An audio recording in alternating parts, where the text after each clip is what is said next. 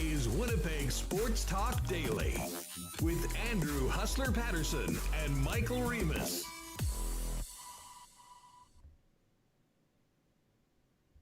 What's good, everybody, and welcome to a Friday edition of Winnipeg Sports Talk Daily here on the Winnipeg Sports Talk channel. Shout out to everybody that is joining us live in the YouTube chat room. And welcome to the program for everyone that's catching us a little bit later on your favorite podcast feed. Andrew Hustler Paterson with you, finishing up a pretty awesome first week of Winnipeg Sports Talk Daily. Been feeling the love, seeing our numbers grow day by day. If you're in the YouTube chat, certainly let us know how you're feeling about the game. And if you can, hit that like button and of course, spread the word. We've got a big show today. Two of our pals will be joining us. We'll talk to Jeff Hamilton from the Winnipeg Free Press. I know Jeff's been covering the Jets. He was on the Zoom calls this morning with the Winnipeg Jets before tomorrow's rubber match between the Winnipeg team and the Toronto Maple Leafs. Jeff's going to join us, and of course, we'll also get into CFL, XFL, future talk. I know Jeff's been all over that story as well, so we'll do that. And coming up in just a couple minutes, our pal Ryan Brandt, who usually joined Michael Remis and myself for some fun chats on the warm-up back in our previous sports radio era, is going to join us. And Ryan's got some exciting news about where he is landing coming up. And we always have a great time talking about all things sports with Ryan. To get things going, let's bring in the wizard himself, CTO of Winnipeg Sports Talk, and my partner here on the program, Michael Remis. Remo, what's going on? I'm happy to be here. How's it going? How's everyone doing today on a Friday? How's it going? I was just polishing this trophy here. I don't know. I just found it and needed to look good, so I brought it here. What's that? Now, that trophy, is this the one we were referring to yesterday in our chat with Ken Weeb about his greatest athletic moments, the 2 holes in one round, and his lowest moment losing to you in the 2019 or 2014 Goldeyes Media Home Run Derby? I'm just going to read this real quick so everyone knows.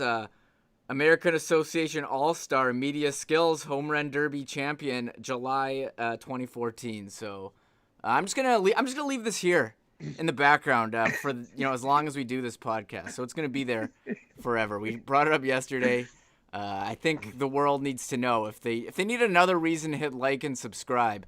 We're dealing with the Winnipeg Media Home Run Derby champion right here. It looks like an Oscar. It's a very impressive trophy, and this is just another reason for folks that if they normally listen on the podcast, to maybe go check out the YouTube stream, because you get the great jerseys of Michael Remis. Now we've got the Home Run Derby trophy, as well as I believe we might be introducing a new cam, which shows the command center of Winnipeg Sports Talk Daily, which I found out yesterday, of course, being in 2 different places, that is controlled from Remo, essentially lying on the floor. There's the shot right there.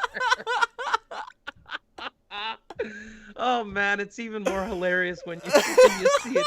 Listen. That's so good. Oh, the control center. You know what? I like pulling the curtain back and letting people see what we're doing here.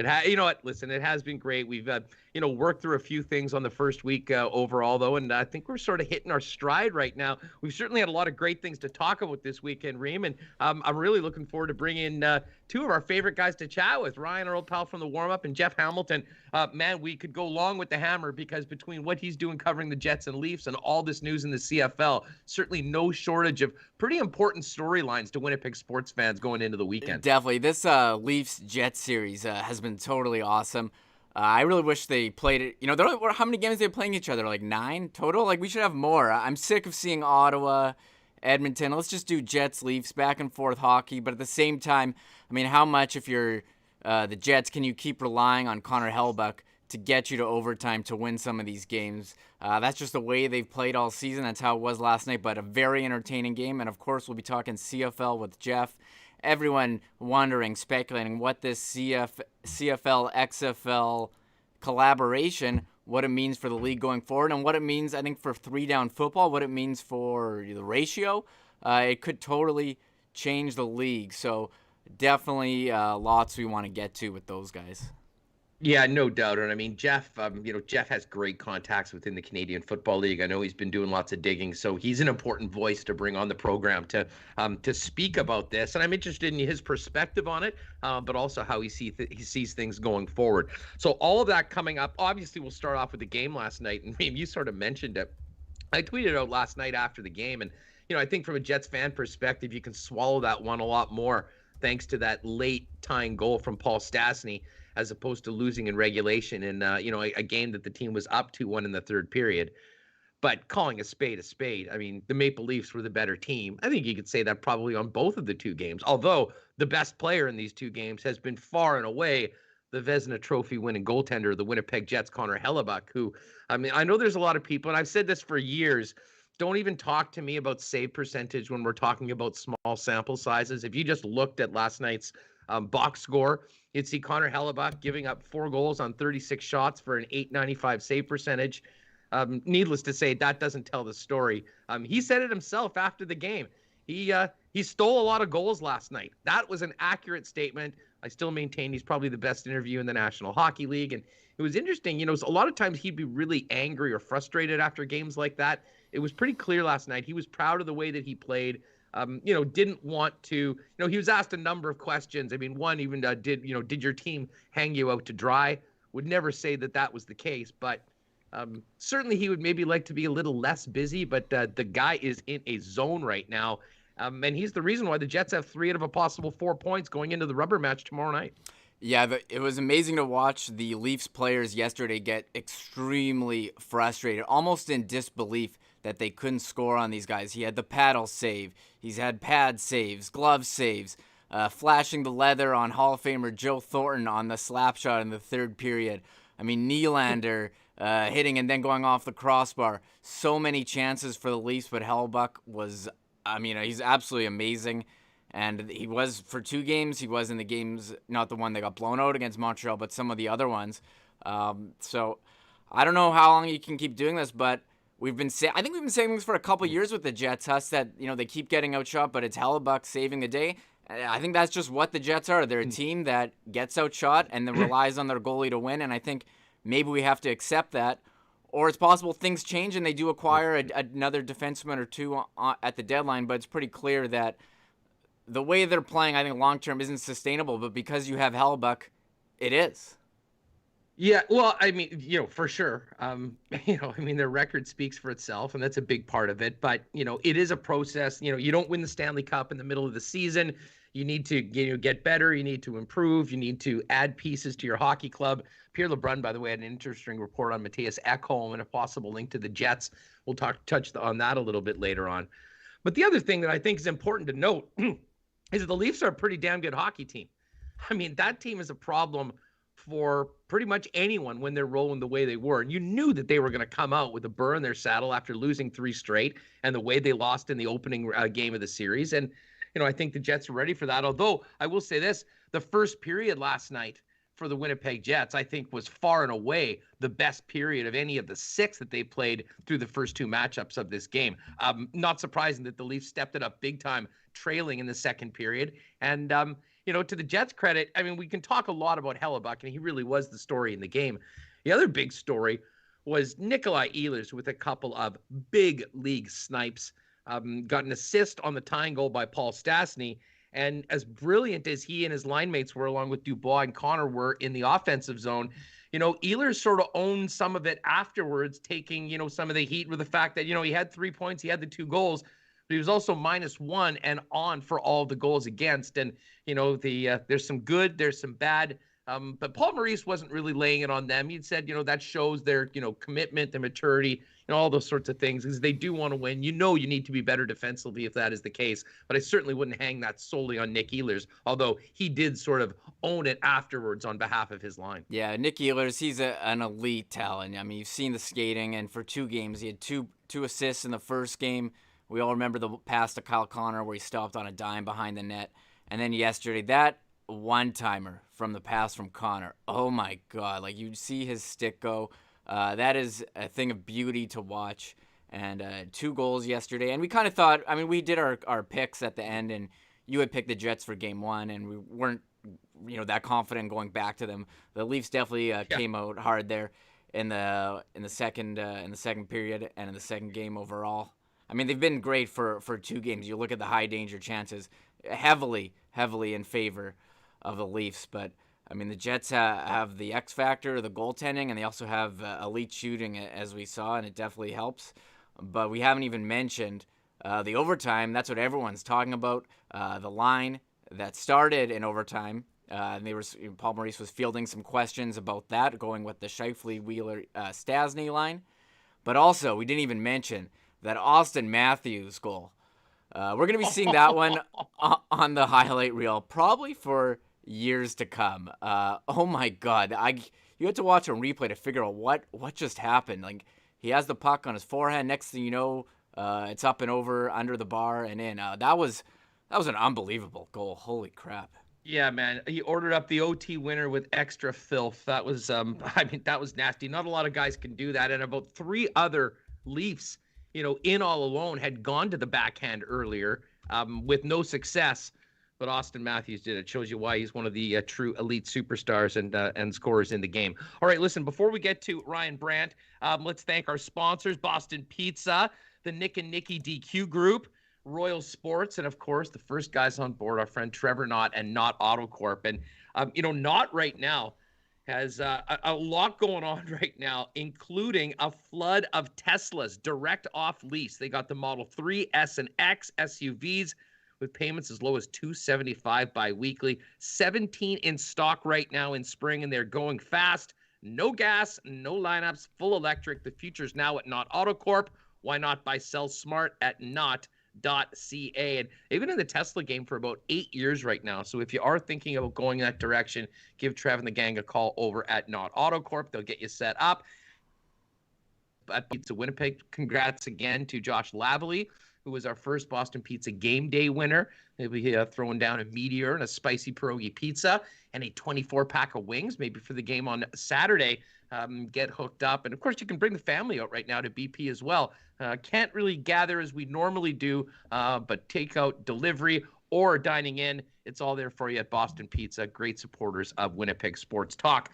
All right, let's welcome in our pal Ryan Brandt, another one of the 1290 orphans. What's going on, RB? It's great to see you. Oh, this is the closest I've came to cracking open one with other people. I didn't know my couch is supposed to be decorative. I'm supposed to be on the floor. I just saw the inside of the studio. I didn't realize I was making an error there. My bad. Yeah, the control center of Winnipeg Sports Talk is a very zen place. It's not a chair. There's no chairs in the room. We got some pillows, some other cushions. And it's a very comfortable scenario that Remis has got going there. I, however, am using a chair and even a desk, a little more traditional here on this side of WST. How you been, man? It's great to talk to you. It's been about a month since everything went down for us. Just first off, always great to get some familiar voices on the program. How you been handling this curveball we all got thrown? Well, if you see behind me, the plants in our apartment are thriving under my tender love and care for the past month. And a funny story from that time, I haven't done too much cleaning house, so I did find on the last day I had brought in these Wendy's Baconator Pringles for us to do a taste test because yes. I had to put my money where my mouth was when I said I didn't know, I didn't like them, but I was intrigued to see what you guys would think. So I actually had to bring those home. I eventually did eat them, though. Yeah, just quickly for folks that did not catch that, the early returns on the Baconator Pringles were not very good from what we're hearing. Just too bad because I love the Baconator and I love Pringles, so I thought it would be an easy harmony. Nah, no doubt. So hey, listen, let's talk about the games and all that, but pretty exciting news for you. I mean, we know what this industry's like, and there's a lot of people that are doing their own thing or getting going, but you have got a great opportunity to get back to CJOB, who, by the way, congratulations to everyone at OB, 75-year anniversary yesterday. But we know how tough jobs are to come. It's just great to hear a talented young guy like you is getting a chance to stay in the business and do it here in Winnipeg, where you're sort of planting some roots. Yeah, I think that's the most exciting part is just knowing I'll be staying in Winnipeg for the foreseeable future. And, we all kind of dealt with that uncertainty of the past month. And I'm, for those that don't know, from Ontario. My family's there. All my friends kind of there. And I came out to Winnipeg years ago to chase a dream and started at CJOB working in the newsroom there, moved to Saskatchewan, and was lucky enough a few years ago to sadly be one of the last newbies to walk through the door at 1290. So yeah, happy to be back and be back on the air pretty soon. Not sure when that will be, but excited that there's a little light there at the end of the tunnel. Yeah, well, everyone came in at different times, but we all went out together at the same time. So, anyways, it was great to hear that. Obviously, OP is getting a really talented young person, and very excited to see what you're going to be able to do over there. But let's talk some sports. First off, you follow the Leafs quite closely, definitely the Jets quite closely. Overall takeaways from these last two games, which has been in some people's minds all about Connor Hellebuyck. But I'll tell you what, just from a hockey fan's perspective, man, they've been exciting games. There's been incredible goals on both sides of things, maybe a few more chances on one. But if you like hockey and you like the excitement that high-octane teams bring, we've had a lot of it these last two matchups. And what you guys mentioned a few moments ago, that maybe the defensive play wasn't exactly perfection from that pairing of Kyle Connor and Nikolai Ehlers. That one-timer last night, you heard Nikolai on the camera kind of saying, nice effing pass, baby. And it certainly was. There was some nice feeds coming out in that game. And I like that partnership. I think that once they get a little bit more comfortable in the coming days, I think that there's that firm conversation of which trio is actually the top line of this club. And that's an exciting thing. And I'm also still just recovering from the overtime goal by Auston Matthews. Like, you slow that down and it's still too fast. The way he can move his hands, it's unreal. Yeah, Matthews, the thing that just seems to separate him from just about everybody else, his speed and agility, all that, is elite. And, there's some guys like Connor McDavid would be faster, but the way he's able to manipulate his stick and the angles that he can shoot at, from close range or from outside, well, it speaks to just why his, rate of scoring is right there with the best in the National Hockey League. And for a while, people were talking about, could he go at a goal a game pace? He's off that right now, but still over 20 goals at this point in the season. Certainly looking to be the favorite to win that Rocket Richard. Yeah, there's just a smoothness about the way he does everything, whether it's skating, winning puck battles, putting shots on goal. And I would akin it a little bit to the play that we've seen of late of Connor Hellebuyck. I always called him on 1290 Mr. Big and Boring, because there's just a way that he makes saves. It's different than every other goaltender. And I see that with the way Auston Matthews scores goals or makes plays. It's just a little different. There's this smoothness, and there's almost just a method to a madness that no one else can find a way to do that they just do. Well, the funny thing was there was nothing boring about what Hellebuyck's been doing the last couple of games. And listen, the Jets definitely need to continue to get better, and probably a lot better if they want to truly contend in this division and be able to beat a team like this in a 7-game series, assuming they're able to make the playoffs. All that being said, though, Hellebuyck, absolutely brilliant on the ice, making, saves that, you don't normally task your goaltender or expect them to make. But at this point, from a fan's perspective, you see it happen over and over and over again. And you do sort of start to expect it. And I think the players sort of start to expect it. And as brilliant as he was on the ice last night, Ryan, he continues to be even more brilliant in front of a microphone afterwards. What an interesting media session last night, being, literally pumping the truth serum in him like he does every time. He's not going to hang anything on his teammates, but, feeling good about himself, thought he played well, and says straight up, I stole a lot of goals tonight. And if your goaltender is stealing goals, you probably got a better chance to get the W in 2 points. Yeah, there's an interesting point of view that he always has, which is just basically every shot is stoppable, and every shot on goal is a goal-scoring opportunity that he's eliminated. No matter how simple the play was or how difficult the shot was, he kind of seems to grade them all the same, in that he should have a 1,000% every single time he steps on the ice. It's something, I love about him too, and it just doesn't match. His personality and his play don't really match together sometimes, because he makes it look so easy out there, and then he's nice and colorful off the ice. You couldn't find a better one right now in the NHL. He's going to be in that top 3 conversation for a long time. And it's been great to see that promise that we knew was going to happen with the Manitoba Moose in those early days where Hellebuyck was the guy has really proved to work out for the Jets. Getting a lot of people in the chat giving you props. Justin Fung, congrats, Ryan. Joanne Johnson, congrats, Ryan, on the new gig. But Split, congrats, Ryan. And JFWC, where's Ryan new gig? He's going to CGOB, and he'll be going very soon, kind of beginning on the weekend or next week, and being a part of their coverage, news, doing it all over there going forward. The top line, Ryan, because, I mean, so much of last night's game was about the Ehlers line, both on a positive and negative sense. They were sort of around all of the action, scoring for the Winnipeg Jets and being on the other side. What have you made about the Mark Scheifele line through 2 games and the challenges that they're having with what Sheldon Keefe's throwing at them with that last change? Well, one thing I noticed last night, I kind of liked the way Blake Wheeler was playing. I've started to see a bit of some of that fire you like to see out of Blake Wheeler in the offensive zone, in those corners, and I think it comes to being a part of who else on this line is going to be doing some of that dirty work. And I think that's where you kind of get to see the best of Blake Wheeler sometimes, because we know he can pass. We know he can make good decisions. So if you can add a little bit of that chippiness that we saw earlier in his time with the Jets, I think that's going to be a big thing for that top line, and maybe give Scheifele a few extra looks too. Well, and the other thing about that line right now, and it's interesting to see how it's all working out, is that Paul Stastny moving on to that wing. And I think everyone knew that PLD was not going to be staying on the wing on that line for an extended period of time. Had that bad game in Montreal and made the switch, and we're moving on. And it still does seem like that second line is a bit of a work in progress, which is pretty good to say considering what they were able to do last night. And even Dubois, I think, getting used to playing a little bit more with Connor and Ehlers in their own end on the defensive side of things. He was sort of a step behind a couple players on goals last night. You'd have to think that will improve. But I really do think that Stastny is an incredibly valuable player to put with Scheifele and Wheeler, assuming those guys are going to be together. He obviously has a defensive conscience, which I think adds a lot more than, when they were playing with Kyle Connor on that line. And, just that experience and moxie, seemingly being in the right place at the right time and making other guys around him better.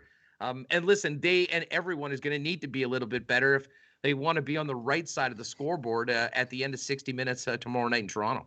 Yeah, but I do think a lot of that hangs on the play of Blake Wheeler, and can he keep up that pace for the rest of the season? Because the one thing that we can say that we know Paul Stastny doesn't have anymore is foot speed, and you're going to need the support from your opposite winger and your centerman. Mark Scheifele already takes on a big load, so I think a lot of this will come down to the play of Blake Wheeler for how long that grouping sticks together, and I hope it does, because the other great thing we get to see about it is that reunion of a third line for this Jets club with Kopp and Lowry and you and I, Hustler, co-chairs of the Mason Appleton appreciation team. It's a really good third line that I like to see for the Jets. Well, you bring up Appleton, and I mean, I thought there were some moments last night for that third line. I mean, they of course, they've been switching up some matchups, trying to get them out against some of the tougher players. So I mean, it wasn't one of these games where they were living in the other team's end. But I'm still buzzing from the game winner on Tuesday night from Mason Appleton. I mean, and that glimpse, of what he's able to do, and we see it more and more often as he gets more confident. I think is a reason why, more tough decisions when it comes to protecting people for the expansion draft.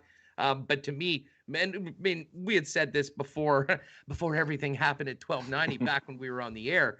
Mason Appleton has established himself as not just an NHL regular, but a vital part of that third line in the top 9. And when you see goals like he scored on Tuesday night, the potential is there that, given injuries or whatnot, I think we could even see Appleton get elevated in the lineup if something happens to players in that top 6. Yeah, I think a lot of it is that he's just a smart hockey player and choosing to play a role that has been given to him by his coaches to get playing time and be a part of this hockey team. We know he has the offensive upside already. So to see him working on his defensive game and adding a few more tools to what he can do, what I always like about Appleton, he's smart, has a really good stick, wins puck battles in both ends of the ice, and that's one of his strengths. So if he can add a bit more confidence, if they loosen the leash a little bit and let him attack the net a few more times like he did, I think that won't be the final highlight reel goal we'll see from Mason Appleton.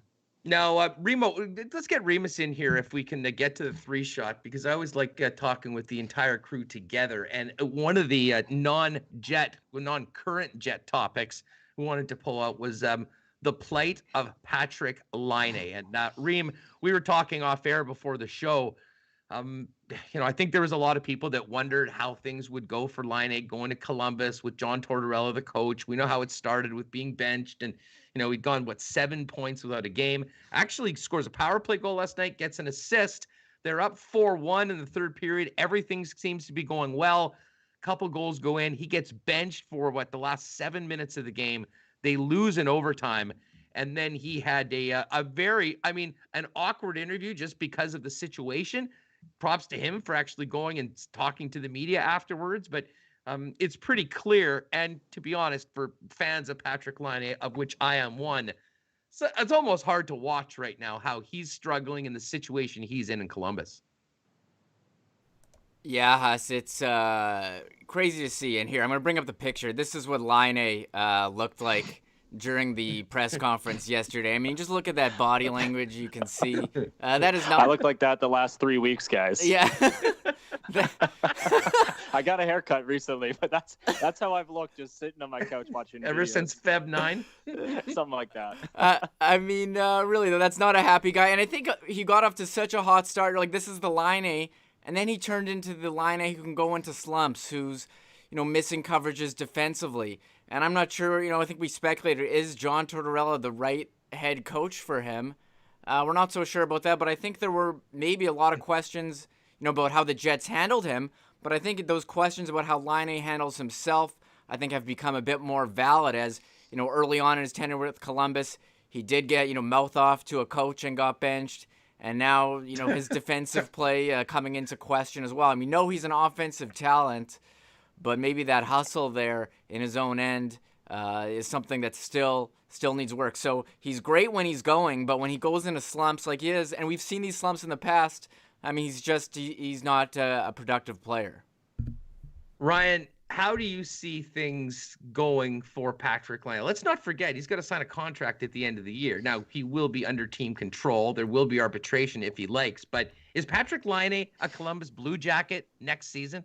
Yeah, this is a concern, I think, just based on, is this a lesson to a lot of teams, including the Blue Jackets, that you really can't build your team around a winger because of the unpredictability and how they can play? And does this show just how good the Winnipeg Jets of a team were to surround Patrik Laine around and give him opportunities to thrive and not have to worry about playing a two-way game? He was selective in it sometimes and was able to show some benefits. And we saw last season that he can be a playmaker when he's being shadowed too much by the opposition. But I don't think there's a supporting cast in Columbus that's going to allow him to thrive and also allow him to not be engaged in the defensive zone. And we've seen a little bit of that. And we know with head coach John Tortorella that just doesn't fly no matter whether you're on the first line or the fourth line. Well, it was interesting as well. I mean, we kind of focus on Laine just because of, his presence here in Winnipeg and what he did here as a Winnipeg Jet. But Jack Roslovic was a big part of that trade. And Reem, when Roslovic went there, he had, an incredible start, was playing first line center. It seems like that has come crashing to earth, and some pretty strong comments from John Tortorella on what they're asking of him, whether he's actually prepared to do it. But Tortorella finished it off with a real challenge for Jack to compete each and every night at a level that Tortorella wants. And I have a feeling that Paul Maurice probably listened to that and goes, yeah, I know what he's talking about, because there were a lot of opportunities for Roslovic here, and, just that level of consistency and the battle that coaches like Maurice and Tortorella want from players in that spot just didn't seem to be there. Yeah, I think it's kind of interesting. We saw him, Roslovic, and Laine get off to those hot starts. And if you're a Jets fan, you're thinking, oh, why did we give these two guys away? They're so good. But we had talked about before the trade how Roslovic had opportunities. I mean, he had shown flashes. He had gone on streaks, and then after that kind of disappeared. And those guys did both get off to a really hot start. Maybe you're excited about being on a new team. Everything's going great, but now they've settled in. They're both in a bit of a funk here. And maybe we shouldn't be surprised because they're kind of this. Maybe we thought they were new players when Columbus got them, but now they're just the same guys there we were before, who can go and get hot and then all of a sudden get cold just like that. And, maybe Roslovic isn't the third line, the first line center that he is, or maybe he's still a young player who needs room to grow. But John Tortorella is trying to get the best of his players, and I've seen a lot of people questioning whether or not he is the right guy for that job. He's been there for a while. We'll continue to watch from afar and see how it goes here. I mean, to use coach speak, Ryan, this basically comes down to, is Jack Roslovic a man yet? Is he ready? Is he ready for that opportunity? He was always a big just confidence player. Kevin O and I used to sit together in the press box sometimes at Jets games, or even just be talking before we do the roundtable show about how he has a deceptively accurate and hard wrist shot, and we see him in opportunities to use it for the Jets, and he wouldn't. And when he did, he was able to find some goals, and we'd have a conversation for a day and a half about should he be getting some power play time, should he be getting more opportunities in the top six. Then he'd fade away for 3 more weeks, and there we'd be again when he sniped another 1 bar down. So yeah, I think that this is just maybe kind of the script that Jack Roslovic's going to be following as a National Hockey League player, though maybe had we known he was going to start off with such a bang, could they have been able to sprinkle in a sweetener into that trade would have been nice, because I think that there's been some discussions about the Jets looking to add another defenseman, and we see how things are going in Columbus. And while his season hasn't been going so well, you see what David Savard's done in the past, and you kind of can't help but wonder, could there be a chance to bring him in, or could there have been a chance had we seen the writing of a Roslovic streak to start out that trade? I'm all for that deal if it can happen. All right, we're Friday edition of Winnipeg Sports Talk Daily here in the on the channel. We are talking with our old pal Ryan Brandt. It's a little bit of a warm-up reunion here on a Friday afternoon, and of course, Ryan, we've got Jeff Hamilton coming up in just a couple minutes, so we'll have to get out on this. Once again, I mean, Ryan_Brandt. If you're not already following Ryan on Twitter, make sure you do that. And you'll be heading over to OB. Hopefully, we can still do this again in the future. But when will people be able to hear you? Do you know what you'll be working on right off the bat? Or you got to go in there on day number 1 and say, all right, where do I go? Yeah, mostly working on laundry at this point, Huss. So gotta get the work clothes back out and going. And I will leave you with this too. I'm super fired up because today it was announced that Saskatchewan is going to be the newest team in the Canadian Premier League. So I'll leave you with that note, that one more chance for people from Saskatchewan and people from Manitoba to have a rivalry, and it'll go in soccer as a team's hopefully going to be in Saskatoon.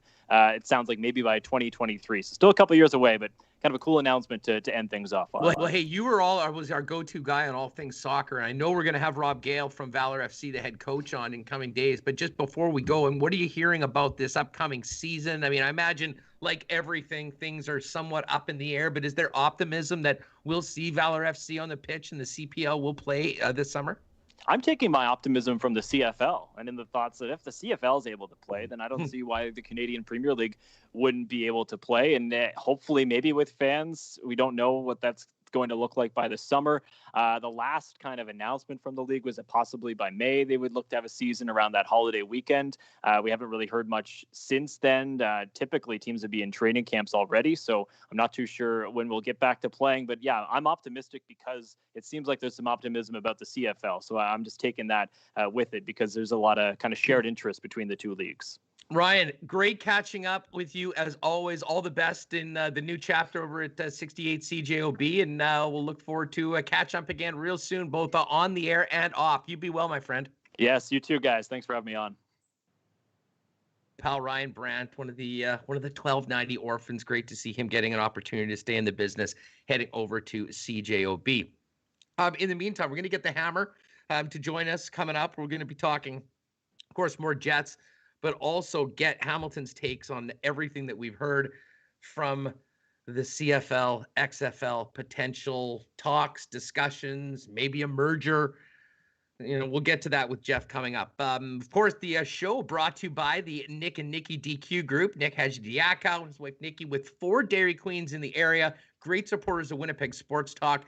Go give them a visit, grab an ultimate grill burger, maybe a blizzard, a treats, a pizza, whatever tickles your fancy, and do it at DQ Northgate, Dairy Queen Polo Park, the Dairy Queen out in Niverville, Manitoba, or the St. Anne's one. And as I said before earlier this week, I always thought that St. Anne's was just a seasonal ice cream only DQ. That's not the case. Nick and Nikki have taken it over. They've already opened it up, and it is ready to go for you coming up on the weekend. Also, Royal Sports, 750 Pembina Highway. Hockey is back. It's your number one hockey superstore, and spring is just around the corner. So whether it's soccer, whether it's baseball, whether it's bikes, or just a fresh new look in their streetwear department, Royal Sports absolutely has you covered. 750 Pembina Highway, 650 Rally in EK, and a big shout out to the Hellebuycks for being with us right from day one, as they were the first ever sponsor way back in the NFL Sunday Ticket Show days. Look who's here. It's the Hammer, Jeff Hamilton. Jeff, get that mic unmuted, and welcome to the program. What's going on? How are you doing? Hey, buddy. Yeah, new format, new everything. I'm doing well. You guys are obviously doing pretty good. This is obviously a new experience, and I'm glad I can join you on a Friday. Never mind.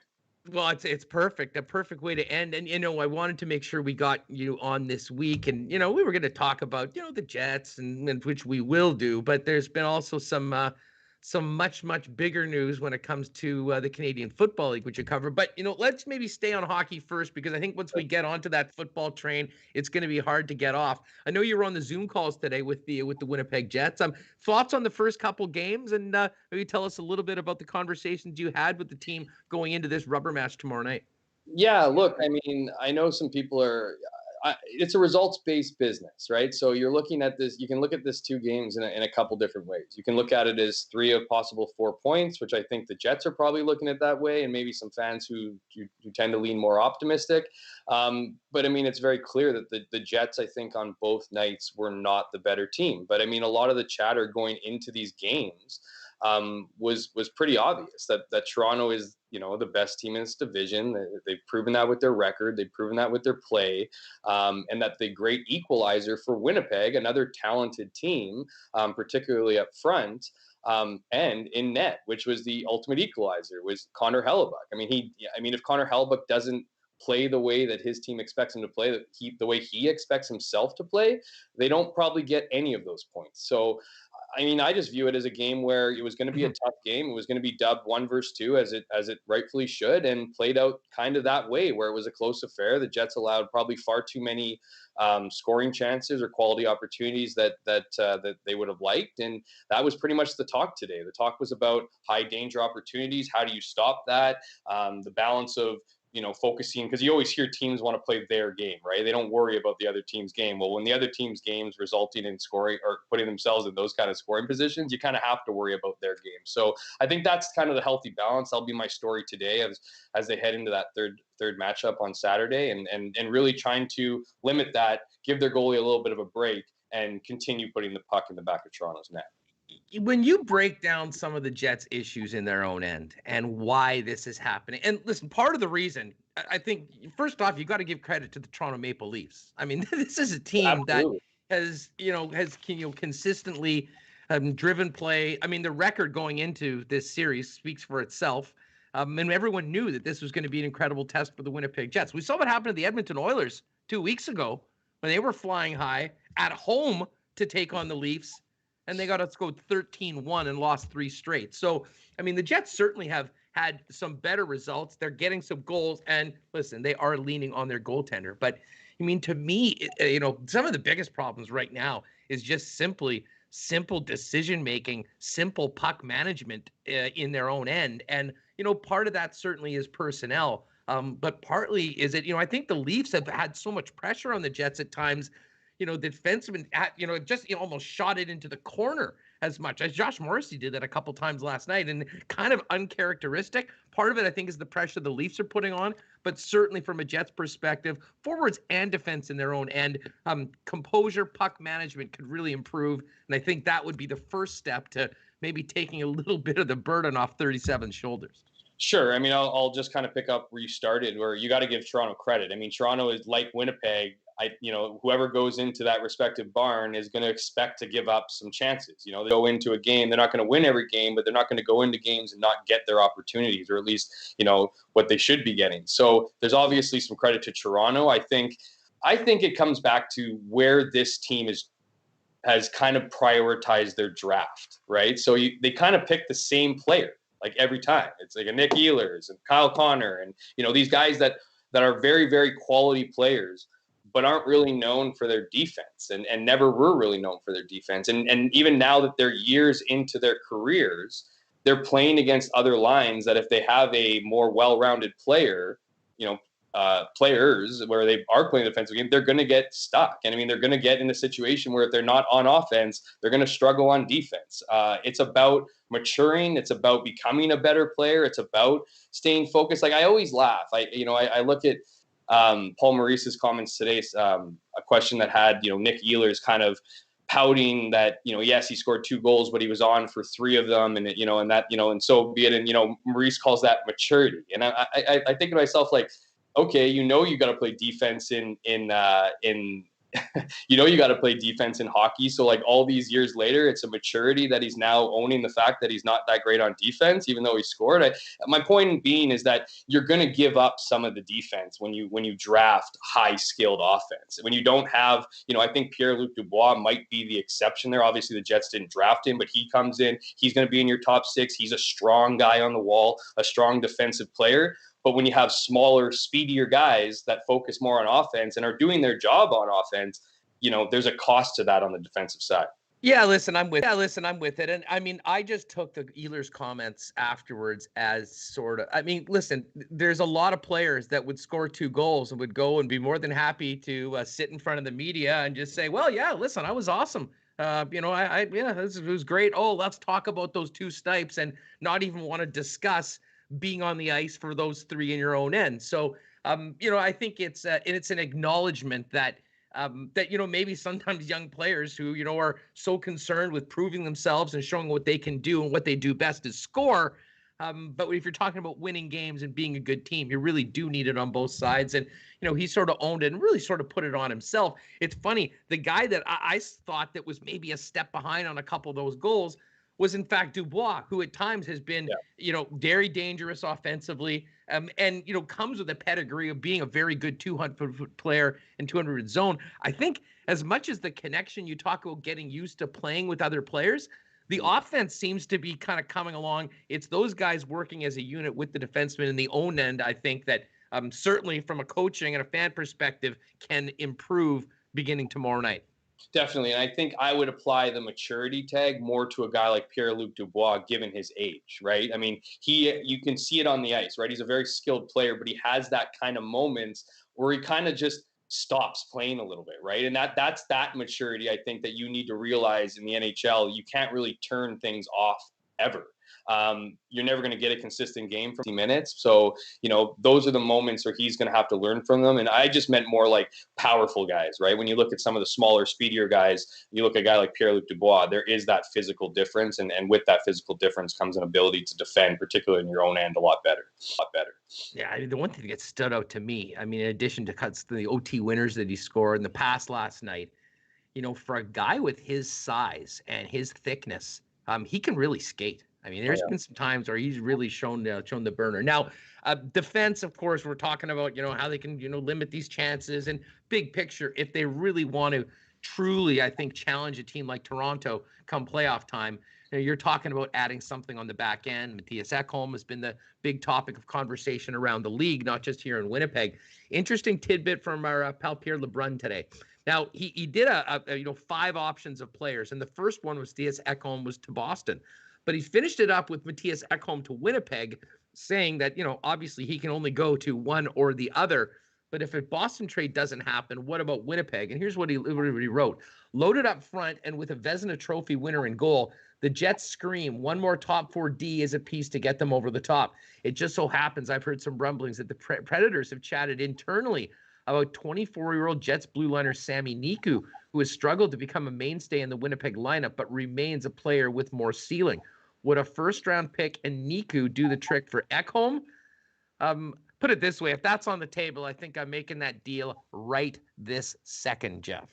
Yeah, I don't disagree with you. I know the Jets, like Sami Niku's obviously been a very interesting guy in here, and a guy who, seemed to show his promise early on, get through some of those ruffles. We don't have to relive his history with the team, but whether or not you'd make that trade, I think you would. I think you're looking at a pretty interesting year, given, you all just have to kind of beat your division to get into the top 4. And if you look at the Jets right now, you got to be thinking you have a pretty good chance to at least put yourself in that position. And if you're looking to round out your defense, Ekholm's certainly, he's been paraded all over the pages and has been identified as number 1 guy.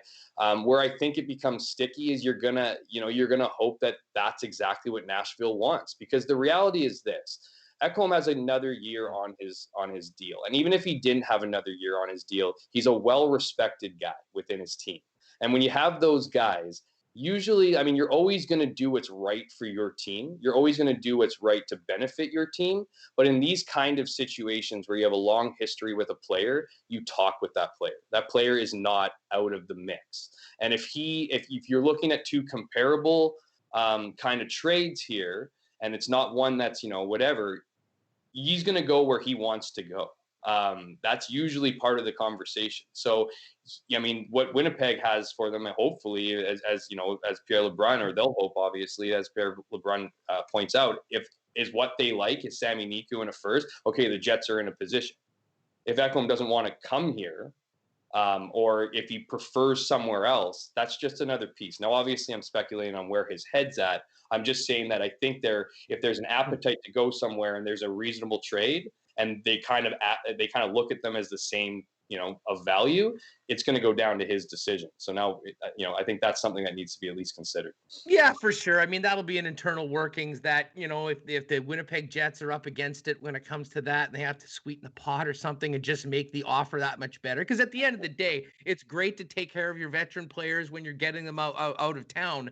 And maybe that'll help you along the way or with your relations with players. But at the end of the day, the job of the general manager is to get the most for the asset. And if the Jets are, if the Jets package is what makes the most sense for Nashville, I mean, I think that deal gets done. Anyway, that'll be something that, we'll be following over the next little while as we get a little closer to this real stretch drive now at the midway point of the season. And of course, the trade deadline. But can't wait for this game tomorrow night. The first two have been not short on excitement, that's for sure. So buckle up and get ready for tomorrow night's game. Jeff Hamilton from the Winnipeg Free Press with us here on Winnipeg Sports Talk. Hammer, the last couple of days, for those of you covering the Canadian Football League, I know you've been more on the hockey beat lately, but sure that changed quite a bit a couple of days ago when we heard Dave Naylor's report on CFL XFL. What did you think when you first heard the report? And is that something that surprised you, or have you been hearing sort of rumblings that something like this might be around the corner, considering the precarious financial situation this league is in? Yeah, so when I first read the message, I thought it was significant because I saw Dwayne "The Rock" Johnson on there, and I just, I thought it was an interesting thing. I thought it was significant for one particular reason beyond the fact that The Rock was in the press. And I added to the media contact, and I told him he never called me back. But the thing that stuck out to me was a pivot from Randy Ambrosie's original direction that he's been preaching for years. And I said this on Twitter the other day. I clarified my tweet and said that I actually think this is a good thing. But the fact is that Randy Ambrosie and the whole Global 2.0 thing has been built on Canada being the kind of country you want to get behind. And I mean, yes, Randy would say this. He wouldn't dump on the U.S. He doesn't dump on the NFL. But he was talking about Canada compared to what's going on in the United States. And he saw Canada as the country that other countries would want to get around and join in this football family. So to see the XFL, I know it, and let's be clear about something. It's under different leadership. This isn't Vince McMahon's XFL. And no, not even close. And a lot of people will say that. Yeah, sure. They remember He Hate Me and, everything that happened in year number one. And that's an important thing, that with the new ownership and under this ownership, it will look, it's by name the same, but it is nothing like it will be with Vince McMahon's. Let me just say this about the XFL last year, because I'm a football nut. We finished the Super Bowl, and then all of a sudden the XFL 2.0 was starting. And I watch games every week. Love to bet on them as well. They did an amazing job of promoting that part in the game. Seattle, St. Louis, DC were developing pretty good grassroots fan bases. It kind of reminded me of the MLS starting out, to be honest with you, with people really putting their arms around it and getting into it. Now, that wasn't the case in all of the in all of the league, but the quality of football was good. We saw a number of players make the move from the XFL to the NFL, which sort of was the idea. And for all the people that say, well, the XFL has failed twice, listen, it failed the first time. It came back, a decade and a bit later, and it, like so many other things, took a bullet because of COVID-19. And their timing was the absolute worst, Jeff, because they were starting right after the Super Bowl. they're essentially in week 5 or week 6 of a season when everything came crashing down. And at that point, I think the writing was on the wall for what was going to happen with any industry with large gatherings. Mm-hmm. And that's why it happened. And then you have The Rock in that, is a marketing machine, a brilliant businessman, seeing the potential of it. I think it speaks a lot to the potential of the XFL that group went and took advantage of the opportunity to buy it. And so I just think it's an important designation because it's easy to hear some of the noise around it saying, oh, this is a joke of a league that's failed twice. That really isn't the case. And if you ignore the global pandemic, you're not really being fair to the actual situation. Totally. And I mean, yeah, and I think that's important to know, right? It's important to know that it's different. And you're right. The XFL did see some success early on. They were dealt a horrendous hand like every other sports league, but just given their timing and rebooting, I mean, to me, that bankruptcy thing and selling it, it was heading I think it was hours away from being auctioned off before they actually put $50 million on that. I see that more as wow, did we put a lot of work and we're going to have to start from square one again? Like in this atmosphere, it was an opportunity to get out. Now, the reason why I think it's even more significant is, when I said about that whole, Randy Ambrosie doing it, now that he's grouping on with them, look, this is, I'll let the people in on a little secret here, or at least a media thing, that if TSN is getting horny about this, it's for real. These guys are in the boardrooms talking to the XFL. There will be high people up. And when you see that much coverage and that much speculation by TSN on this topic, it's for real. And the reality is, and I'll just kind of pick off some of your points, Huss, is that this group, I mean, The Rock is a globally known guy. He's everything you want. He's a total package in what you want as far as like a visible person to represent you, an ambassador. I don't know if you could look for a better one, but it's Danny Garcia, which you might as well call, her, she was married to The Rock. I'd refer to The Rock as her husband in this category. Hey, because just quickly on that. No one really talks about that, but you want to talk about just an incredible situation. And I don't know what happened with them being married and then being divorced. Mm-hmm. But when you talk about a group of people working together hand in hand that were married, that have moved on and done other things, that are business partners, that sounds like some people that are pretty good at working with each other and working things out. So it was and obviously it's not something you want to talk about all the time, but the unique makeup of that group with Danny Garcia being such a huge part of it, I think is noteworthy, not to mention having a woman in a very, very powerful position considering her background with it. It's sort of a fascinating setup on the XFL side of things. 100%. So I went digging down this, that day, and Danny Garcia, yeah, they were married, they have a kid together, they had amicable divorce, and she then after that, I believe, managed his movies and managed his, she was the brains behind his success. So obviously that relationship is very, very strong. There's a mutual respect there. The other interesting part of this, Huss, is Redbird Capital. So anyone who's been Googling that group, that is a massive, massive company. They have about $4 billion in assets and a strong recent interest in sports. So what they want, it'll be interesting what they're up to, because if you look at what's going on in the Canadian Football League, and if this get to a point where it's a merger, and I think it does get to that point, to be clear, it's going to be a very interesting situation with Red Capital. Are they interested in buying some of the franchises that are not that great in the CFL, or owners that don't want to do it anymore? I mean, could you see Toronto, BC, maybe even Montreal's owners go, whoa, you know what I mean? Like, talk about buying a team at the wrong time. What if the XFL owns 3 teams? What if they are literally acquiring sports teams right now? So if you look at what they're doing right now, and here's the other thing. This announcement was to literally, I think it got to a point where it was getting super, super serious, and there were some things being talked about that became a pressing issue that if we don't publicly discuss, and I mean, talk about talking, we're going to be kind of burying ourselves when we eventually tell Canadians of all the changes. So I think if you kind of read between the lines on all these different things, I think what we're headed to is certainly what a lot of people are fearing, and that, there will be a merger. I'm not, it's very interesting on what it will look like. I think there's lots of things you have to talk about. What a merger looks like. Could it be a Canadian division and an American division with some crossover games? I think you'd want to do that because I think you'd want to take advantage of a couple of different things. You don't want to get rid of the Grey Cup. So if you can create like a Canadian championship as the Grey Cup, you can do the whole week, you can do the money makers, you can do all that stuff, and you can kind of keep the Canadian tradition there. Because at the end of the day, people are, I know there's going to be people who are going to want to leave the game if it goes to 4 downs, if it goes to, if it changes all the things or all the traditions that, we know that the CFL is, that's fine. The alternative, unfortunately, is probably no CFL.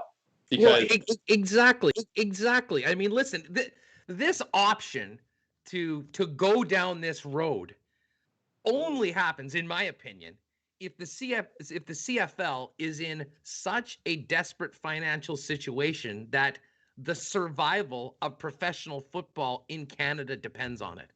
I don't think that there's any other way we can look at it.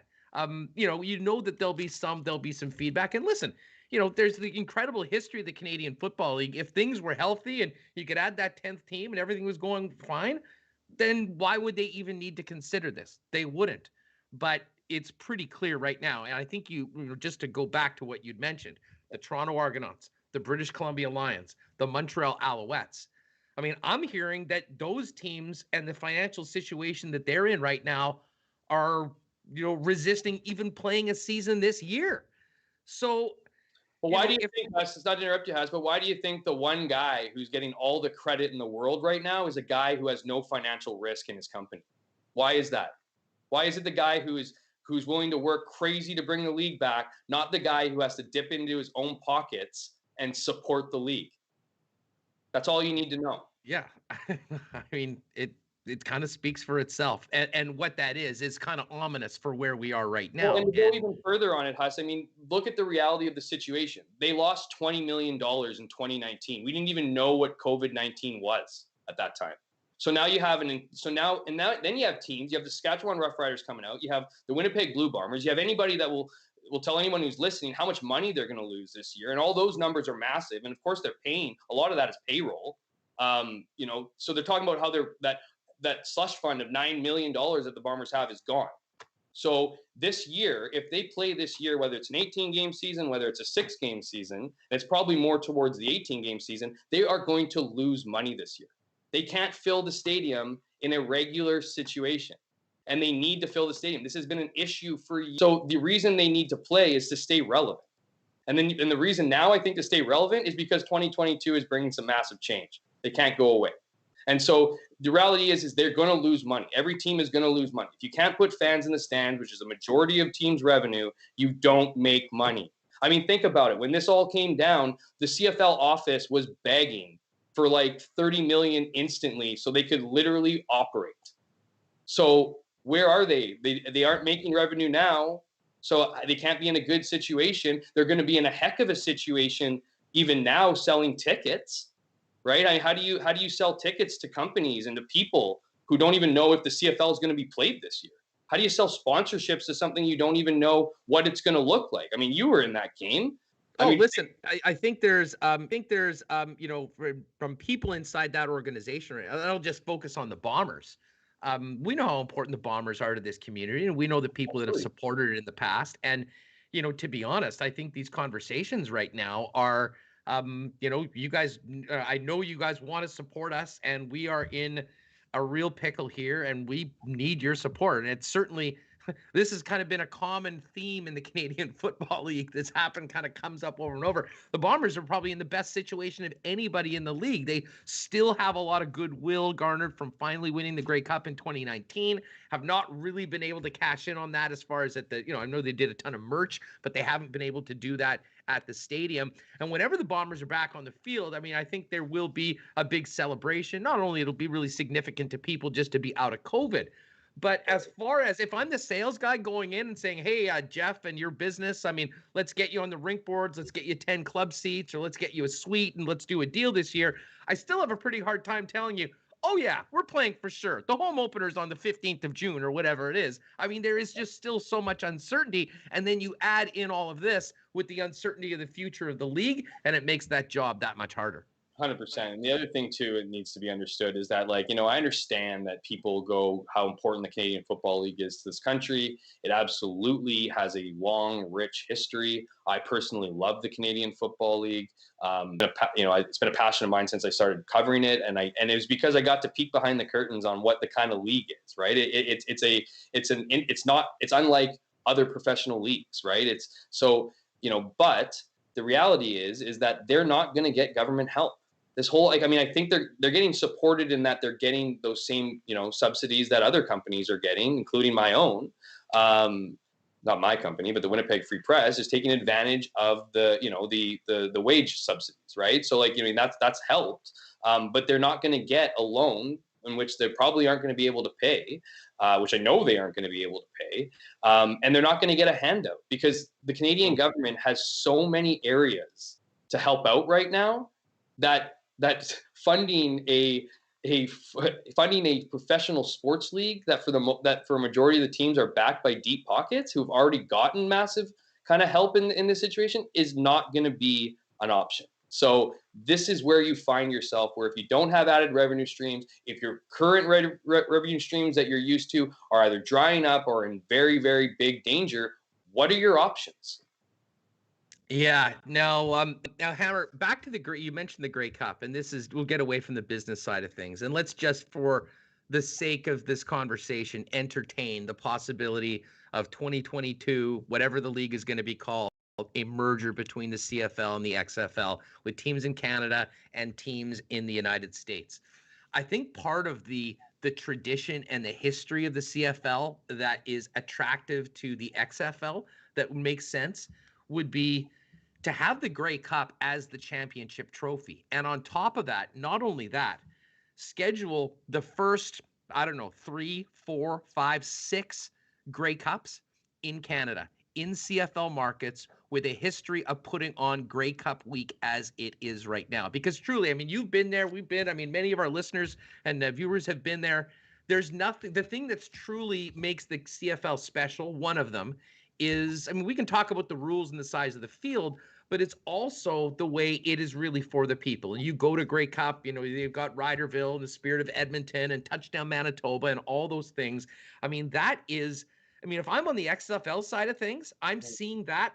That is what I want my league to have.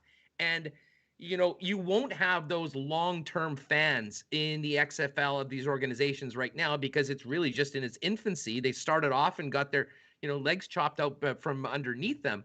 But I think that if this league happens and you're going ahead with it and the championship is still basically Grey Cup week, and we take everything that has been part of the CFL and put that on and invite the American fans to get involved, I think you have the potential of starting sort of a new era of Grey Cup week, if you will. And after you do it a while and get it established with the Canadians leading the way, it's not out of the question to think that the Grey Cup at one point might be competed for on U.S. soil. Huss, I could not disagree with you more. Okay. I love you. I think it's a good, I see why? where you're coming from. Because the Grey Cup is a long tradition for Canadians.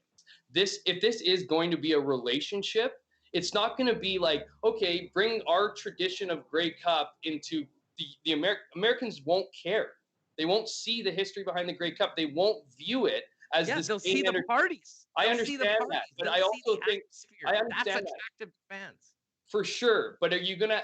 I understand that. I'm not saying it's like you're a crazy just gonna idea, not do it. but I think it's a truly Canadian thing, and I think just the idea, Huss, of having the Grey Cup game played on American soil is enough to lose those fans, and that's why I said earlier is that you can kind of separate it like a Canadian division and an American division where you kind of compete like the AL and NL, where you compete for your championship, and that's Grey Cup week. Because so the Canadian championship would be like one way or the other. It has to happen.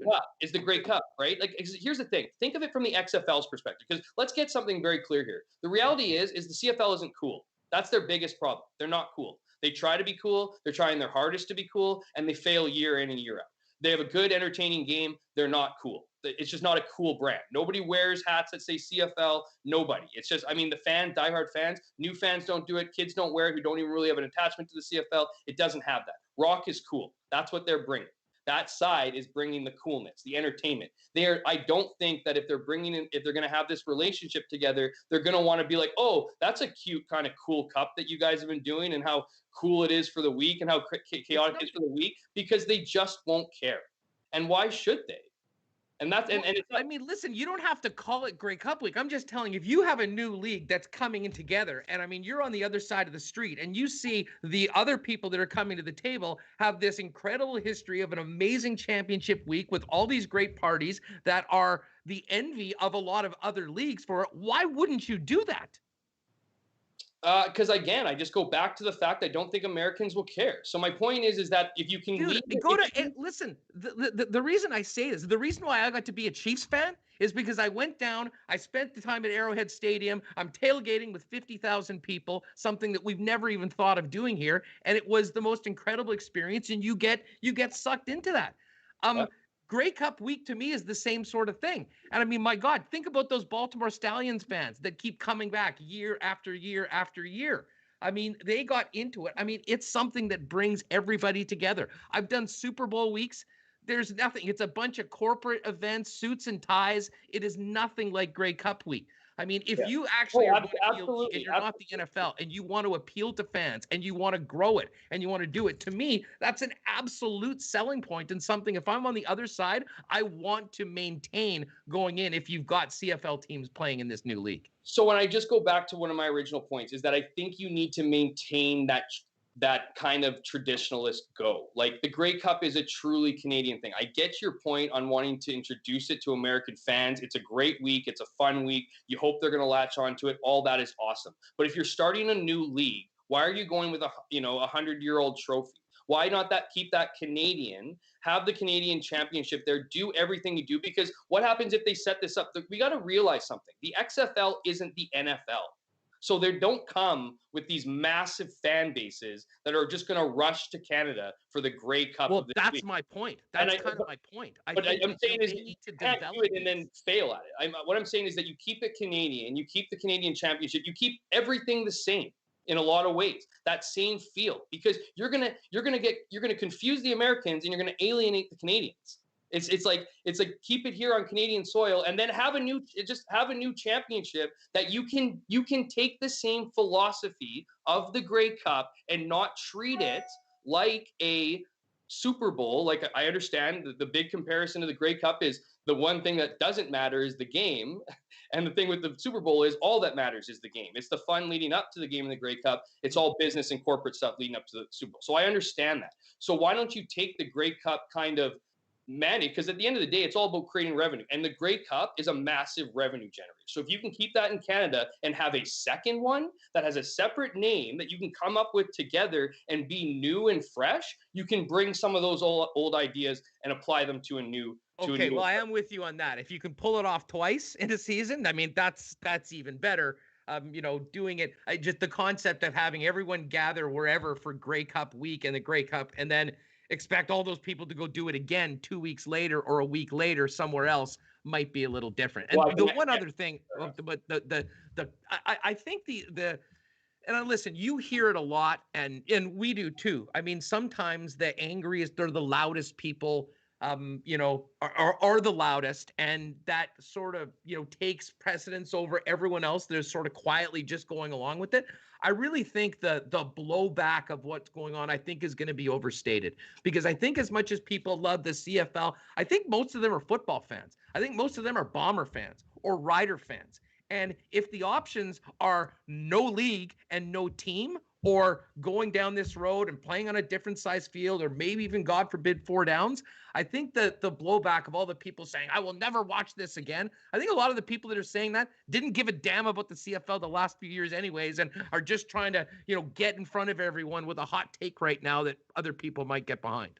I definitely think there's a lot of those people. I get a lot of emails, right? So email to me is a bit different than blasting off on Twitter, right? So when I get emails and it outlines why they care about it, I think change is difficult for people. I mean, let's face it. A lot of the CFL's hardcore fan base are older people. They don't want change. Yeah.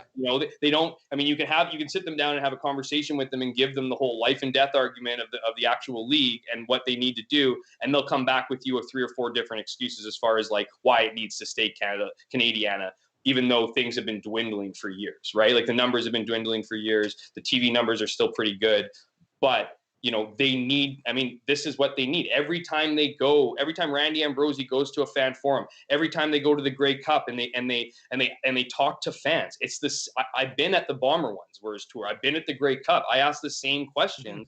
They're trying to find answers to, and the most common thing that comes up is, it's an older person whose daughter or son or niece or nephew or someone who's significantly younger in the 20s and 30s. They don't even care.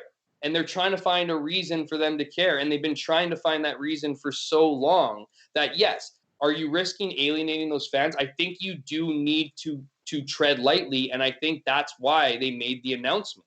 Because things are getting serious, talks are getting serious, this is their way of letting the public know ahead of time. Because that impact, they're going to let people, deal with it. Like, think about it. We're literally announcing an announcement to formalize talks. Like, they're allowing people to feel those feelings, go to sleep, wake up the next day, and if they don't feel better, go to sleep the next day, wake up and they'll feel better. And if they feel better by a millimeter every single day, by the time that they pull the trigger on this thing, they'll be converted. So, I mean, the reality is that, I get it. You want to do things right. You want to make sure you maintain things. Those will be part of those meetings. They need to identify what is important to those Canadians. How can we salvage as much as we possibly can from our rich history and keep as many of those fans as possible? That is going to be their challenge, and that is obviously what they're going to be focusing on. This is awesome. Mark Sports video just pops in. I don't think the under 25 crowd pays attention to the CFL, and I think overall in some of the bigger markets, that's for sure.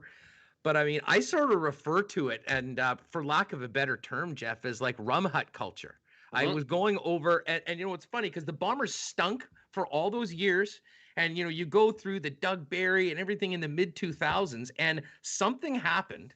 And really, it was in that northwest corner of Winnipeg Stadium where it sort of became really fun to go to the games, even if the team wasn't doing well. And I was looking at some pictures last night. I'll throw them out on the, in the next few days of some rum hut pictures from 2011, back before we went into the new stadium. And I think back to 5 years before that when there was nothing going on. And I mean, you look right now, I mean, the Bombers have done an amazing job. The Riders have done a really good job at, making it a really fun experience to go to games. And, I think there are some people that aren't in it, but there has been a core of younger fans that are there. I know many of them are in this chat right now with us. And so I think there is some potential, on that in some markets, but overall, there's a long ways to go to get enough younger people filling the funnel to, have a long and prosperous future, as opposed to the great support we've had from older fans over the years. Hammerman, this has been awesome.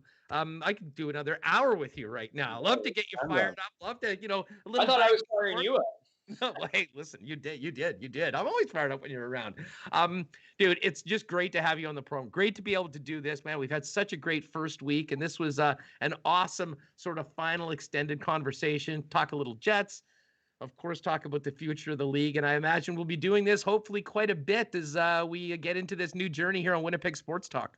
Really appreciate it, Haas. I'll double down on your comment about the WFC. They do put a lot of effort into the game day experience. Just want to say that. But honestly, guys, you're doing a great job. We'll come on anytime and fire you up, whenever. So appreciate you having me on.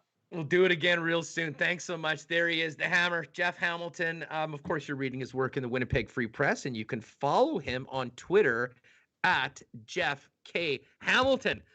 Man, that was such a great conversation. And to me, this is going to be a topic that as much as we will want to and will be talking about the upcoming CFL season, hopefully with some very positive news that the Bombers will be playing and, getting Willie Jefferson and some of the guys, Coach O'Shea on the program to talk about what's going forward. It's almost impossible to talk about next season right now without, discussing the elephant in the room. And that is sort of what is the future of the Canadian Football League and this potential partnership or formal discussions, which could end up leading to maybe even a merger with the XFL and an entirely new era of professional football north of the border, but that will include American teams as well. Let's get Remo back in here and kind of get the gang back together as we finish up the program. Keep those chat comments coming in. Lots going on today here in the chat, and if you're popping in, fire us a like as well. Remo, that was some good stuff with Hammer. He's always such a great guy to talk to. It was great getting to the Jets, but to me, I mean, I've been thinking so much about the future of the CFL, 3-down football, the Blue Bombers. What are things going to look like this year and beyond? And while there's not a lot of answers right now, it is one of the most interesting topics we maybe ever will have to talk about here on Winnipeg Sports Talk and here in this community, considering the connection of the Winnipeg Football Club to Blue Bomber fans. Yeah, it's really interesting. We're having these Jets games that have been so awesome to watch, Jets in Toronto. But once the report came out the other day when we had Dave Naylor on was that Tuesday or Wednesday? I mean, that has dominated so much of the conversation. You hear The Rock involved. You hear changes possibly to 3-down football. You hear possible, I don't know, say end of the Canadian Football League, but it's going to sounds like it would look much different than it is now. And I think that worries a lot of people. I think it interests a lot of people. I kind of agree with a lot of Jeff said. It was interesting hearing him saying the Canadian Football League doesn't have a quote-unquote cool brand, and The Rock is a cool brand. I don't know how those mesh together, but there is TV money in the States. I think you can tap into gambling and fantasy as well. I know you and I have had a lot of fun playing fantasy CFL. So there's a void there. In the springtime, people like watching football. It gets high ratings. So I don't know how this is going to look, but it is great hearing Jeff talk about it and Dave Naylor earlier this week. So if you missed Dave Naylor, I think it was Tuesday's show, and maybe I'll find a way to add the Twitter card in if you're watching right now on YouTube. Yeah, nice work. Now, interesting comment from Mark Domes here in the chat. Hustler needs to change that narrative about young people not loving the CFL or anything. It's the same damn demographics that are all in with any other league. Mark, I don't know if maybe you misheard me. I mean, that is a narrative that gets spewed out a lot. I'm actually on the other side of things. I think that's what I was pointing out with that quote-unquote rum hut culture. I think the Bombers in particular have done an amazing job over the last sort of 10 to 15 years. And listen, I don't think they had much to do with it starting, to be frank. But I think when Wade Miller came in and took over, he realized the future of this football team needed more young people and, the game day experience, the DJs there. I mean, listen, I spent a lot of time in the north end of IG Field. Many of you will see me there. It is an absolute blast. And when you go out there at halftime or before the game, there's a ton of younger people. There is that demographic they're looking for. They might not be sitting in the expensive seats that you see on television, but go check out, just type in Beer Snake. I'll tell you what, you're going to see it in section 140 or 141 of IG Field, and it's a lot of people in their 20s or early 30s that we've been looking for. Now, that next generation, I'm not sure. But, it's certainly in this market, there's a lot more young people maybe than are, say, in a place like Toronto, where they have continually struggled to get any sort of traction with a younger group. And, he said, you shut down that narrative. Well, listen, I'm trying. I mean, I don't buy that, at least in and around here. I can tell you anyone that's been out to Labor Day in Saskatchewan knows that's not the case. Maybe we're lucky, and I think these are sort of jewel franchises and fan bases of the league right now, more a problem in some of the other places as well. And the other thing Mark said was this gambling discussion is not going to make much difference unless the gambling companies give these league a cut for league info. Listen, we're seeing it everywhere. in the gambling companies in the National Hockey League. William Hill is a partner with the team. DraftKings, of course, is everywhere. They're a sports book now in some of the states that have legalized gambling. Canada's approved single game wagering. It's going to go to the Senate. Hopefully the senators can wake up long enough to actually vote on this time, and it'll get through. And I think it will be a game changer. And I'm not necessarily thinking it'll be a cut, but it might be some pretty lucrative marketing opportunities for the leagues to promote companies' betting offerings on the CFL. So there's certainly no downside on it. And I think that will be a big part of it. Keep those comments coming into the chat. Remo, looking ahead to the weekend, big game tomorrow night. We'll get to the Coolbet lines in a minute for this evening's game. And, of course, the Briar's underway as well. I'll do a quick PGA Tour leaderboard update as well. But let's just back to the Jets before we kind of finish off with the other features we need to on the show. Win game one, lose an OT in game two. Honestly, if you told me before this 3-game series that the Jets would get 3 out of 6 points, I think I would have taken it. But considering the way that they've played and what Connor Hellebuyck's been able to do, I mean, the Jets have an opportunity, if they can step up their game and get another strong performance from their goaltender, to really make this a successful week. Some guys will have more to do with it than others. The bottom line is that there's a big chance for this team to really make this from a good week to a great week in the standings. Yeah, you may not have liked the way they earned those 3 points, but they're on the scoreboard. A goalie's part of the team, so I'm not sure what we're going to see.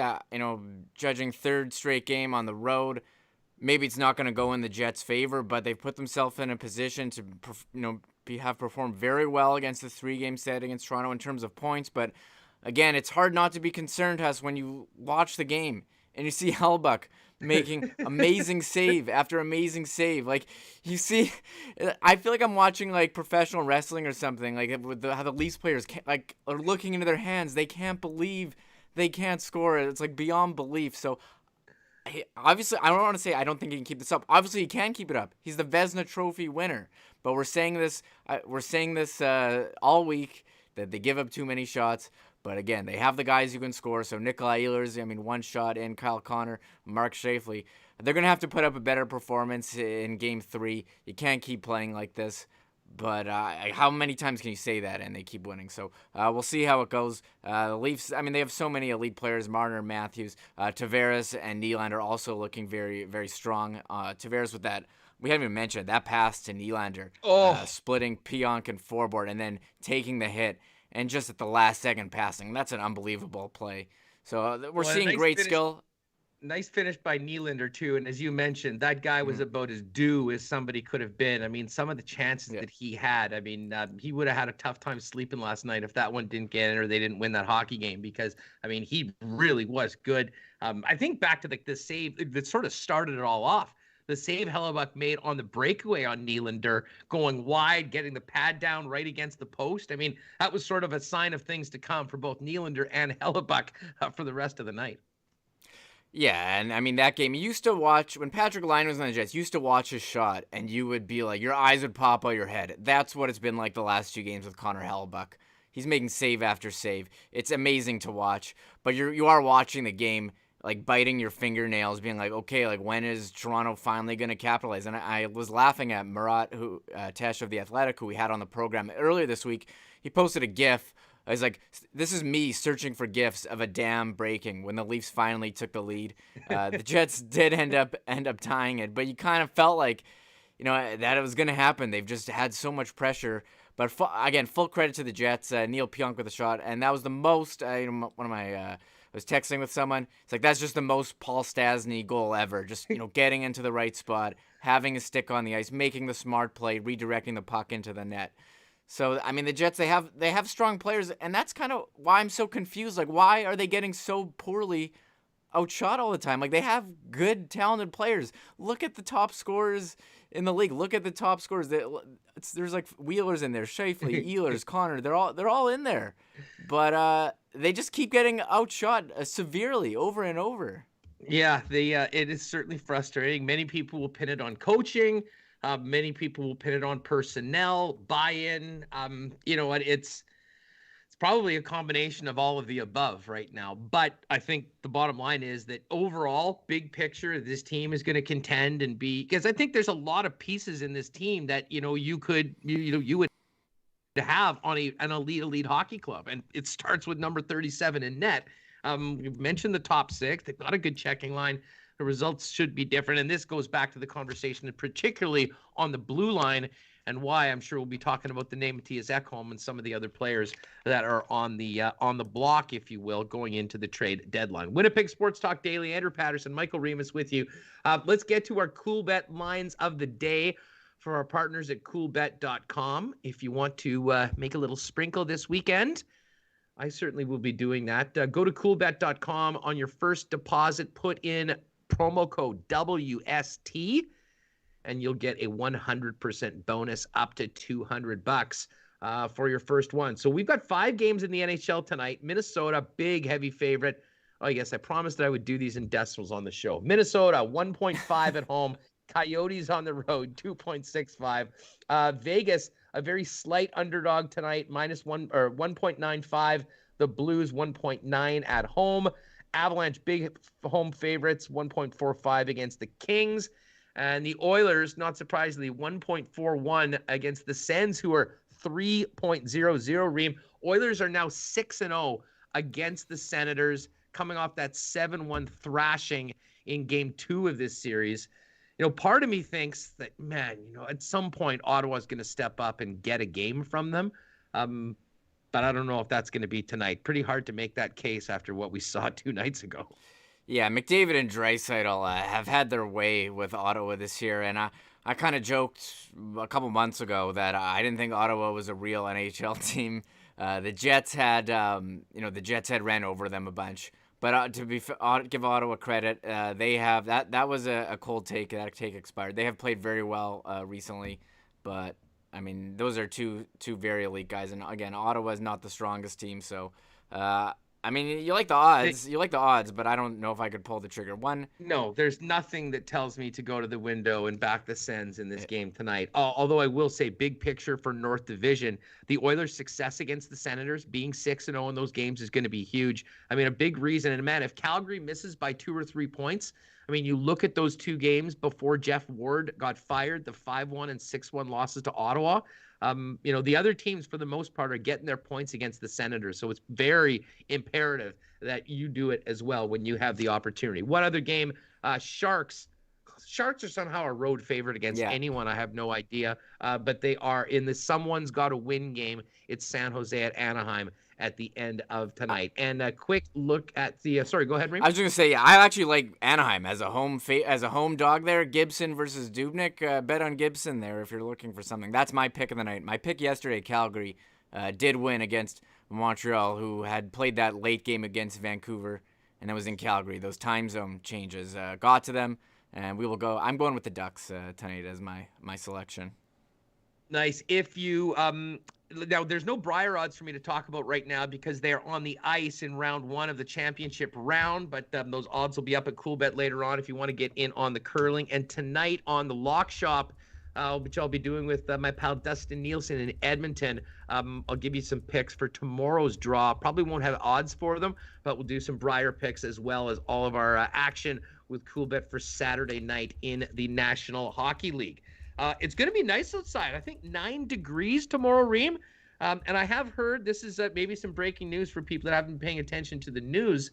Patios are going to be allowing people at a table, and you don't have to live with them. So for any of you like me that have been going out and just doing the solo run to the bars where you know people that work there and you can just hang out and see people, but you haven't been able to do it organized, maybe put an extra hoodie on and get out to Boston Pizza Patio or somewhere else on the weekend, because as of tomorrow you will be able to do that. And Remo, with the nice weather, people are smelling spring a little earlier than normal, and everyone's got that itch not only to maybe go out and have a little fun, but to see some friends that they've only been on Zoom or texting with for the last damn year. Yeah, I met up with some friends at a bonfire recently. I can't remember the last time I had a bonfire in March at a friend's house, but yeah, it was so awesome to reconnect with people. It'll be great to be able to spend some time outside. I've been, walking around the neighborhood, going to the park. I'm so thankful we are out of that brutal February. The warm weather is nearing, and at least I can go outside without, without wearing gloves or without, worrying I'm going to freeze. I'm so thankful for this because, again, the February was rough. Yeah, I mean, thankful that our numbers are down from, obviously the horror that was happening and the amount of people that were passing away every day in November, December, and January. So, you know what? Brighter days ahead for everyone. And listen, I want to thank personally everybody that's been with us all week. If you're listening a little later on the podcast, it's we really appreciate the support, and a special shout out to all the gang that has been with us in the chat all day long and really all week long. Remo, I don't know about you, but the number, I being a guy that listens to a lot of podcasts, I knew that there was the potential that if we delivered this stuff at the right time every day, people would, a lot of people would continue their routine listening to Winnipeg Sports Talk the way they would have on, my work before on TSN. But what I was not prepared for, and I've been just incredibly buoyed and surprised by in a great way, is just how many people are hanging with us live every day on the YouTube channel, popping in comments, giving us likes, and giving us support right from day one. Yeah, I mean, the messages that we've gotten from people when everything happened, that, their day wasn't the same. They listen to us all the time. They don't know what they're going to do. We were gone for a month, and now we're back. And since you put out that video last week announcing the channel, the response has been absolutely insane. And not only are people liking and following, we're getting messages. My inbox is overflowing. People saying, I've never watched a YouTube channel before. I've never downloaded a podcast. I'm so happy to have you guys. And I think people are a lot happier now with the content because if they miss it live, they feel like they can watch it at any time. So thank you so much, everyone who has messaged us, who's been in chat, commented on a video. All of that helps. So if you are in chat right now, please hit the like button, hit the subscribe button. We are closing in on 2,900. We're hoping to hit 3,000 soon. It's unbelievable. We are very overwhelmed by the support and so appreciative of everyone who is in chat right now. Thank you so much. Yeah, it's been amazing. Now, here's one more from Mark Domes. I'll just pop this in because we were talking about sort of coming out on the other side of Corona here. Hustler, what about that rumor that True North Sports and Entertainment has forwarded a plan to Manitoba Health to allow fans inside Bill MTS as early as April and load up more and more as weeks progress into the playoffs? I would imagine that they've done that. I know that that's been done. I think Edmonton was the first team to sort of go down that road. And listen, I'm for it. I'm here for it. I mean, I don't know, maybe this is just fatigue with dealing with this and, being sort of angry that, like my parents and our parents, aren't vaccinated yet because those are the people we really have to worry about. And, we're seeing everywhere else fans get into buildings. And listen, I'm not here saying just open up, let's go crazy. But listen, if health officials think that we can get 20% into the building or 25%, count me in for someone that would buy a ticket, that would like to be in there, obviously wearing a mask and doing all the things that we're being told to do. And most importantly, let's get these damn shots going and get vaccinated and get to a point where we can really feel confident about going that route. So we'll see what happens with that. I don't know. I wouldn't say that I'm going to hold my breath on it because I think that Manitoba has been listen, we still can't go to a bar with someone that we don't live with. So I don't know how we can fast forward to filling a building even to 25% some point soon. But I'm here for it if we can make it happen. Remo, if there was 25% building next week, would you go? No, probably not. I'm sorry to say that, but I don't know. I got stuff I got to deal with. I don't think that I would. I'm sure it will be fine, but I'm happy staying at home watching the game. I know there were people in chat saying I would kill to pay $10 for a beer right now at a Jets game. And I've seen that one. And I'm taking it slow right now. So trying to limit my contacts. Now, if it was a Bomber game outside, maybe, and it was limited capacity, I could see myself going that, but I wouldn't even think twice about the Bombers right now. Now listen, if it was full capacity, but anyways, that's not even an option, but if it was 25 or 50% of the Bombers, I'm not even thinking twice. I'm in. And again, in these indoor rinks, and I think part of the reason why you're seeing it's 15 or 20% is that they are sort of spread out quite a bit. Anyways, listen, we've gone long. I will tell you, folks, I know a lot of people, hey, go another hour. I mean, part of the reason why we're doing this, we need to get this up in people's podcast feeds as close to 3 o'clock as possible. But the response has been amazing, as well as potential sponsors coming on board. So, whether we start earlier, whether we expand it a bit, there is potential to do that. But right now, we just wanted to get through this first week, get you some content, get going here on Winnipeg Sports Talk, and it has been amazing. Remo, amazing job this week. We continue to get a little smoother, a little better. And the play, and you know what? The shot just looks that much better with the home run derby trophy in the background. I had to bring it up. I needed something in the background to look good here. So I'm glad that we brought it up yesterday, and it'll be here. And it'll basically be like my Slammy Award every single time. So maybe I'll end up the show. The Owen Hart of Winnipeg sports media, Michael Remis. Winnipeg Sports Talk CTO. Well, listen, that's going to do it. We got to get this pod loaded up for everyone driving home today. Remo, great first week. Can't wait to get back at it on Monday. Yeah, you know what? It was the first week. It's done. I'm feeling a lot better than I was earlier in the week. We know that we can put this show on. Definitely, we are here live on YouTube. And as we go on, we'll only start making more improvements and getting into the swing of things. So lots more to come from us. And I will be working diligently on improvements over the weekend. That is for sure. Excellent. We can't wait. You're doing a great job. Thanks to everyone supporting us. We love you. Have a great and very safe weekend. Enjoy some of this nice weather. And we'll be back doing it all again for week number 2, Monday, 1 p.m. live on YouTube and all your podcast feeds. Find out more at winnipegsportstalk.com. Folks, have a great weekend. Thanks for being with us, and we'll see you Monday. Enjoy the game tomorrow night.